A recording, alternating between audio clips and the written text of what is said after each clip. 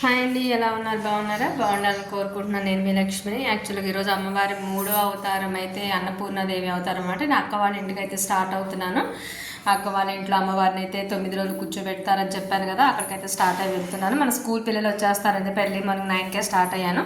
Already అప్పుడే అమ్మవారికి అంతా అలంకరణ పూజ మొత్తం అంతా కూడా అయిపోయింది. అక్క అయితే పక్కన కూర్చుని లలిత సహస్రనామాలు అవైతే చదువుకుంటుంది. అమ్మని తీసుకుని వెళ్ళమ్మా అని అయితే అన్నారనమాట. సో ఇంకా అవన్నీ అయితే తీస్తూనే ఎంత చక్కగా అయితే అలంకరించారు అన్నపూర్ణాదేవి అలంకారంతో అయితే.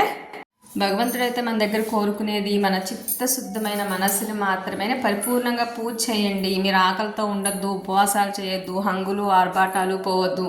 రకరకాల ప్రసాదాలను కానీ, చీరలను కానీ, నైవేద్యాలను కానీ, డాబుసర్లు కానీ నాకు అక్కర్లేదు.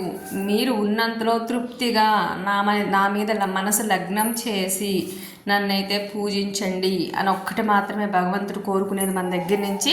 మనందరం కూడా అదే ఫాలో అవుదాము. అదే ఉన్నంతలో ఎవరికి తోచినట్టుగా వాళ్ళైతే పూజ చేసుకుని అమ్మవారి కృపకి పాత్రలు అవుదాం.